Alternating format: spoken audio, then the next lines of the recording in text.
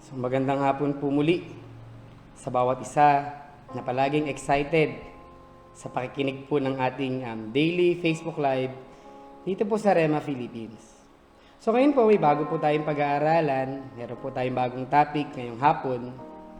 At ang pag-aaralan po natin ngayon ay 10 tagubilin ng Diyos patungkol sa rapture. So ito po yung bago nating topic ngayon. At kapag sinabi pong tagubilin, ibig sabihin po ng tagubilin, sabi nga sa English, instruction, ito po ay bilin sa atin ng Diyos patungkol po sa rapture. Kapag naririnig po natin ang rapture, marami po tayong naisip. At gusto ko lang po makipagbukasan po tayo dito sa 1 Thessalonians chapter 4, verses 16 hanggang 17.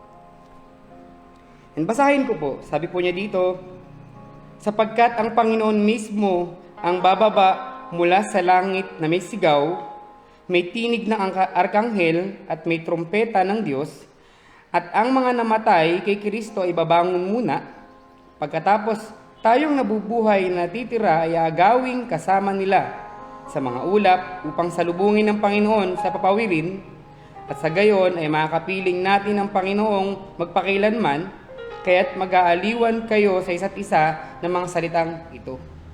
So dito po mga kapatid, yung pag sinabi pong rapture, alam naman po natin ito. Ito po ay parang pag-agaw.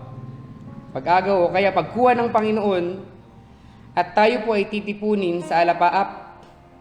Mauna munang buhay ng mga namatay na sumasampalataya kay Kristo. At dito po mga kapatid, sa pinag-aaralan po natin, magkaiba po ang sinasabi na rapture at magkaiba po ang tinatawag na second coming. Minsan, nami-misinterpret po natin ito, na akala natin, bilang mga Christian, akala natin ang rapture at ang second coming ay pareho. Hindi po. Magkaibang event po yan.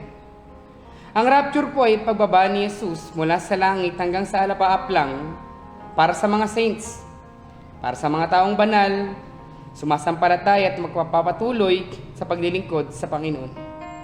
Ano pong gagawin? Doon po sa alapaap, sa papawirin, titipunin tayo kasama ng mga binuhay upang salubungin po natin ng Panginoon sa himpapawid upang makapiling natin siya magpakailanman. Mauna po muna ang rapture bago po ang second coming. Ngunit bago po mangyari ang second coming, dahil right after po ng rapture, meron po tayong tinatawag na 7 years of tribulation. Ano po ba itong tribulation na tinutukoy po ng Biblia? Dito po ang 7 years of tribulation po ay ang time na ito po kasi may mga ilang mga tao pa po dito. Actually, ang mga Israelita po ay hindi pa rin naniniwala na ang Jesus po, ang Messiah po ay dumating na. May mga ilang mga Israelites po na hindi pa rin naniniwala. At ito po yung time na didisiplinahin po sila ng Diyos. Ito din po yung time na ito po yung pagbuhos ng judgment ng Diyos. Pagbuhos ng galit ng Diyos sa mga taong hindi sumasampalataya kay Jesus bilang Panginoon, bilang Diyos, at bilang sariling tagapagligtas.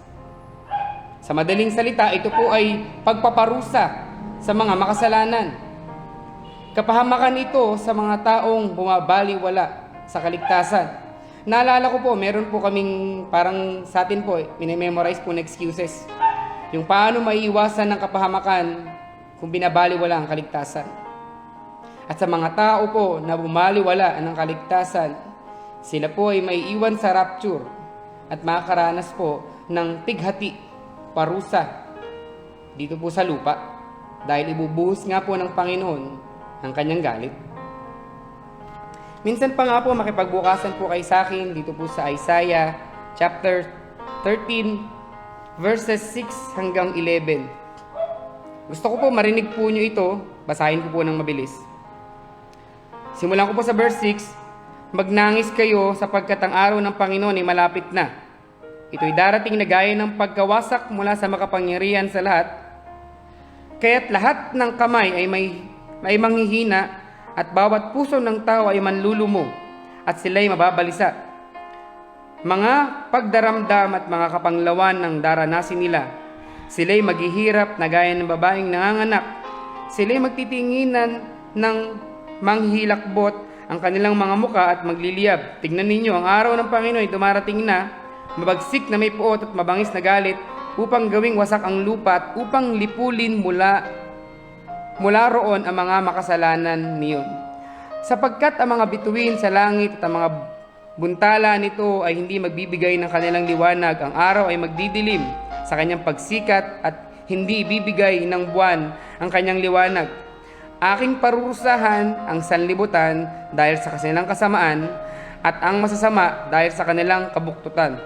At aking patitigilin ang kahambugan ng palalo at aking ibababa ang mga pakabalaluan na malulupit. So ito po, nakalagay po dito sa Isaiah ang pagdaraanan ng mga taong maiiwan sa rapture. Kaya nga dapat hindi ka maiwan sa rapture. Dahil pagkatapos ng rapture, ayan na ang pagdurusa, kapighatian na mararanasan ng mundo. Kung babasahin po natin ang Revelation chapter 13, nandyan po yung ibang mga paliwanag patungkol po sa tribulation.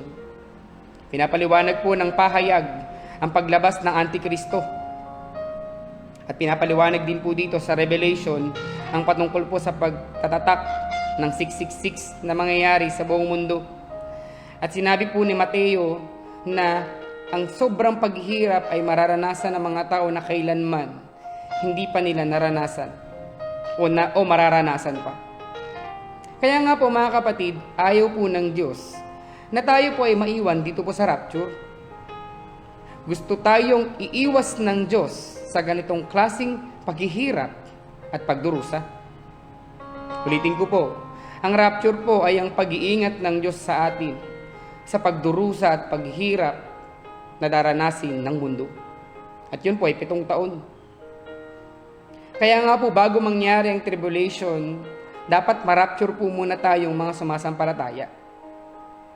Kaya maganda po mga kapatid, na bawat tagubilin po sa atin ng Diyos, pag-aaralan po natin yan ngayong linggo at sa mga darating pang linggo, na kailangan po natin itong ipatupad sa ating mga buhay. Lalo na po ngayon, nalalapit na po ang pagdating ng Panginoon. Hindi po natin alam kung kailan darating ang Panginoon. Walang oras o araw. Yung bang hindi natin alam. Sabi nga, para siyang isang magnanakaw na darating. Sabi niya, mas mabilis pa sa kisap mata. Ganun ang pagdating ng Panginoon. At gusto po ni Lord na tayo po ay maging handa sa pagdating ng Panginoong Yesus. Ulitin ko po, ayaw ng Diyos na tayo po ay maiwan sa rapture. Kasi gusto niya maiwasan natin ang kapahamakan na ibubuhos niya dito sa mundo. Kaya nga po, ano po ang gusto ng Diyos? Ito po yung number 1 na tagubilin sa atin ng Panginoon patungkol po sa rapture. Number 1, dapat maging regular ang pagdalo mo sa simbahan. Makipagbukasan po kayo sa akin dito sa Hebreo chapter 10 verse 25. Basahin ko po. Sabi niya, huwag nating pabayaan ang ating pagtitipon gaya ng ugali ng iba, kundi palakasin ng loob ng isa't isa, lalong-lalo na kapag iyong nakikita na napapalapit ng araw. Ano yung araw na yun? Araw ng pagdating ng Panginoon. Alam niyo po, sabi dito, huwag mong kakalimutan. Sabihin mo nga dyan sa katabi mo, makakalimutin. Huwag mo kakalimutan. Huwag mong kakaligtaan. Huwag mong pababayaan ang pagtitipon. Ang mensahe ng Diyos, sabi niya, dapat regular. Tayo pong mga Kristiyano, dapat normal na po sa atin yung magsimba. Kapag ikaw pa naman ay pinapollow up, ang tagal-tagal mo ng Kristiyano, baka ibang usapan na yun. Dapat di ka na pinapollow up. Kasi mga kapatid, dapat kasama ka na sa nagpa-follow up. Amen po. Dapat kung matagal na tayong Kristiyano, dapat kasama ka na nag-i-encourage sa ibang mga Kristiyano na nawawala ng landas o naliligaw. Ikaw yung mag-i-encourage sa kanila na, tara, magsimba tayo. Diba nga yung topic natin last camp, join this chariot. Dapat bilong ka sa chariot na yun. Dapat kasama ka dun. Sabi ng ilan, ito po yung madalas nating naririnig. Sinasabi ng mga sineshare natin o kaya naririnig natin sa ibang mga kamag-anak natin, sabi nila, kahit naman hindi ako nagsisimba, hindi naman ako nakakalimot sa Diyos. Ang sa akin naman, kung hindi ka talaga nakakalimot sa Diyos, sana hindi mo nakakalimutang magpunta sa tahanan mismo ng Diyos. Ay di ba po? Dapat present ka. Kung lagi mong naalala ang Panginoon, laging nasa puso mo ang Panginoon, dapat tuwing may pagtitipon, dapat nandun ka. Kung midweek service man yan, prayer meeting, follow-up, anumang klaseng pagtitipon, Sunday service, camp meetings, anniversaries, dapat present ka. Kung hindi mo nakakalimutan ang Panginoon. Di ba po sa isang kumpanya, iba ang laki ng pagkakaiba ng benepisyo ng contractual na employee sa regular employee. Pag contractual lang yan, syempre, by contract lang, kung ilang buwan lang siya papasok, limited lang yung time niya na pwede silang magtrabaho. Dahil kung kailan lang sila kailangan, tatawagin sila. Pagtapos na yung term nila, wala na silang trabaho. At kapag wala na silang trabaho, wala na rin silang sahod. Pero kapag regular ka, tuloy-tuloy ang trabaho. Tuloy-tuloy ang sahod kapag may trabaho ka, kapag may holiday, halimbawang holiday, pumasok ka, minsan double pay yan. Tapos may 13th month pay, meron pa ako, nung nag-aaral po ako, meron pang 14th month pay, 15th month, mga ganun. Tapos syempre, naranasan ko din po na magtrabaho at pag Pasko, meron ka pang grocery. May ham ka pa, ganun. Ganun yung benefits ng mga regular employee na nagtatrabaho sa isang kumpanya. Talaga namang minsan candidate ka pa for promotion. Di ba po? Basta galing nga sa trabaho. At alam niyo po mga kapatid, ganun din po sa ating buhay Kristiyano. Tignan po natin yung mga tao na kung ituring lang ang pagsisimba ay contractual. Tignan mo yung blessing. Pansinin natin, yung blessing nila contractual din. Kapag hindi ka wala talaga natatanggap. Bakit? Ang turing sa pagsisimba, contractual lang. Kung kailan gusto. Naalala ko po, nag-share kami dito. Sabi ko, Tay, kailan ka huli nagsimba, Tay? Sabi ng tatay sa akin, natatandaan ko anak, nung birthday ko pa. Ayang tagal na nung birthday niya, tinanong ko, lumipas ng 10 buwan. Huwag tayong contractual na pagsisimba, na kung kailan mo lang gusto, doon ka lang sisimba. Pero tignan naman po natin, yung mga regularly nagsisimba, yung sanay na magsimba, sila yung mga tao o mga Kristiyano na may regular na pagpapala sa Panginoon. Tignan mo, lalakad yan sa loob ng simbahan. Minsan makikita mo yan, kasabay mong pumunta ng simbahan. Hindi mo lang napapansin, punong-puno ng problema yan, pero tignan mo, ang ganda niyan.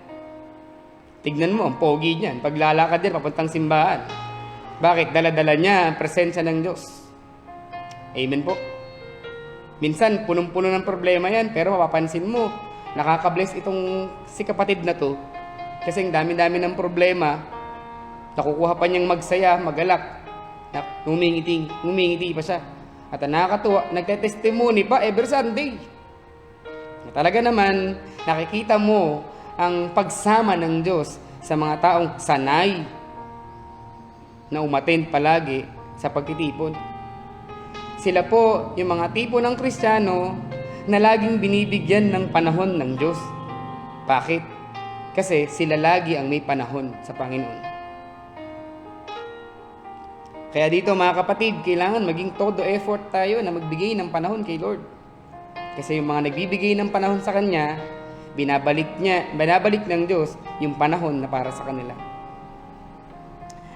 Kaya nga po mga kapatid, sa atin po, na mga patuloy na nag-e-effort na dumalo sa pagtitipon, alam niyo po, hindi tayo makakalimutan ng Diyos sa darating na rapture.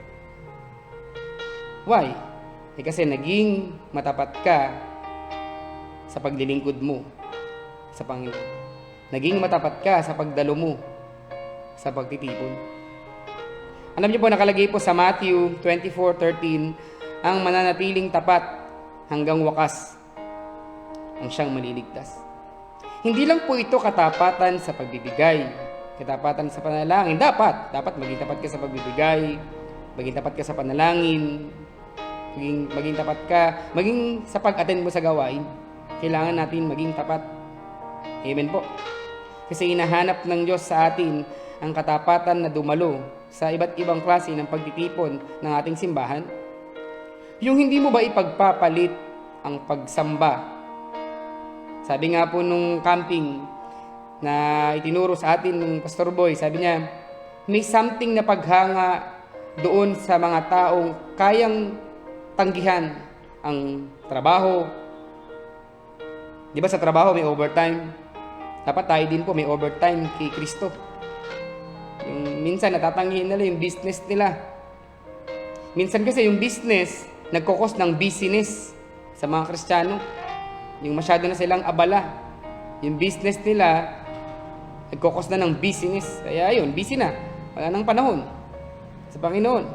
Nakakatuwa yung mga tao na ayain na tara, pumunta tayo ng picnic. Pero hindi yan. A-attend yan muna sa gawain ng Panginoon. Bakit po? Bakit ba tayo pinipilit na umattend ng church? Bakit ba tayo, di ba, nagpa-follow up po tayo? Bakit natin kinukulit ang mga tao na magpunta ng simbahan? Kasi po sa church, tuturuan po tayo magbagong buhay. Si Jesus lang po ang may kakayanan na magbigay ng makulay na buhay sa atin. Buhay na ganap at buhay na kasiyasiya.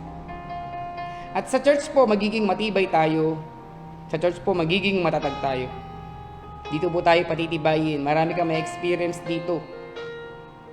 At sa loob po ng simbahan, dito tuturuan ka kung paanong manampalataya sa Panginoon, umasa sa Diyos, maging totally dependent tayo kay Lord. At alam niyo po, alam naman natin na nalalapit na ang pagdating ng Panginoon. Naalala ko po tuloy yung alam ko po na alam niyo na tong kwento na to, yung kwento ng mangiitik. May isa po kasing tao na nagpa-pray siya sa pastor niya. Sabi niya, Pastor, pray mo naman ako. Gusto ko magkaroon ng business. Hindi ang ginawa ng pastor niya, pinag-pray siya. Habang pinag-pray siya, Panginoon, pagpalain mo ng business ng kasamahan namin. At purihin ng Diyos, binigyan siya ng business. Ang business na yun ay itikan. Yun nga lang, pag itikan, kailangan mo mag-alaga. Kailangan mong bantayan kasi tumatakas yun eh. Yung grupo ng itikan na yun, kailangan bantayan mo. Jadi itong Kristiyano na to, pinagpala siya ng Diyos ng itikan. Ng problema, noong unang linggo, siya makaka-attend. Dumaan yung elder ng simbahan at ang ginawa po niya, sabi niya, Sister, pwede po bang ipaabot na lang sa simbahan itong tithes ko? Kasi hindi ako makaka-attend ngayong linggo eh. Kasi wala magbabantay ng itikan ko. Eh di dala-dala ni sister yung tithes niya. Sinabi kay Pastor, dito makaka-attend. Kasi kasamahan natin na ganito kasi kailangan niyang bantayan yung itikan niya. Makalipas na naman ang isang linggo, naging sobrang busy siya. Sabi ko nga sa inyo, yung business minsan nagiging busyness eh. Naging busy na siya sa business niya. At susunod na linggo, di na naman siya naka-attend. Pagdaan na naman ni sister, sabi nito ni Kuya, nag-aalaga ng itikan, sabi niya, pwede bang ipabigay na lang ulit itong aking tithes, saka itong offering ko. Tapos ito pa pala, may love gift pala kay Pastor. Pakibigay na lang. Eh di nagpunta itong elder na to, pumunta ng simbahan, nilagay yung offering at inabot kay Pastor yung love gift. At alam niyo po, natapos po yung isang buwan, itong tao na to na pinagpala ng Diyos ay hindi nagsimba. At nasasanay na siya na pinapadala lang niya yung offering niya. Nagbibigay pa siya ng love gift, pero hindi siya nagsisimba. Alam niyo po, may isang araw, nag-rapture na. At alam niyo po, nagulat itong lalaki na ito. Kasi pag tingin niya sa paligid niya, hindi na dumadaan yung elder. Yung pala, nag-rapture na. Umiiyak itong lalaki na to at nanalangin siya sa Panginoon. Sabi niya, Panginoon, bakit ako naiwan sa rapture? Alam niyo pong sagot ng Diyos sa kanya, okay lang yan, dyan ka na lang sa lupa. Kasi wala namang magbabantay ng itikan mo. Ikaw ang magbabantay ng itikan mo. Wala kasi magbabantay na itikin mo, diyan ka na lang sa lupa. Kawawa naman kasi naiwan siya. In-explain ko po sa inyo kanina na ang tao maiiwan sa rapture ay daranas ng maraming pagdurusa dito sa lupa. Rapture, ang pag-iingat ng Diyos sa atin, pag-iiwas ng Diyos sa atin upang hindi natin maranasan ang parusa ng mundong ito. Alam niyo po, tinulungan yung mangitik na yun, tinulungan niya yung simbahan niya pagdating sa pera. Pero hindi naman niya tinulungan yung sarili niya na makasama sa rapture. Dahil sa ano? Naging abala sa mundo. Mga kapatid, huwag mong gawing Diyos ang mundo. Ang gawin mong Diyos ng buhay mo ay si Kristo. Tungkulin natin ang magsimba dahil ito ay tagubilin ng Diyos sa atin patungkol sa rapture. Kaya mga kapatid, magpatuloy tayong dumalo regularly sa mga pagtitipon po natin sa mga kanya-kanya po nating simbahan. So lalo po tayong mas maging active dahil nga alam po natin na malapit nang dumating ang Panginoon. Pagpalain po kayo ng Diyos, manalangin po tayong lahat. Amang Diyos, sa dakilang pangalan ni Jesus, Lord, nagpasalamat kami sa hapon na ito sapagkat binigyan mo kami ng time na makapag-aral ng iyong salita. Dalangin namin, Lord, na hayaan mo na kami maging tapat hanggang wakas upang kami maligtas. At ito ang kasiguraduhan namin, Panginoon, na kami makasama sa rapture. Lord, hayaan mo na sa pag-attend namin sa bawat pagtitipon, mas maging matibay kami. Lahat ng mga salita na mapag-aaralan namin, Panginoon, hayaan mo, O Diyos, na may apply namin ito sa aming mga buhay Kristiyano. Dalangin namin, Panginoon, ang mga kasamahan namin na patuloy na nagiging tapat na umaaten sa ganitong klaseng pagtitipon. Hayaan mo, Lord, na ikaw ang magpala sa kanilang buhay. Salamat, Panginoon. Ito po aming dalangin sa pangalan ni Jesus. Amen. Amen. So magandang hapon po muli sa bawat isa. Pagpalain po tayo ng Panginoon.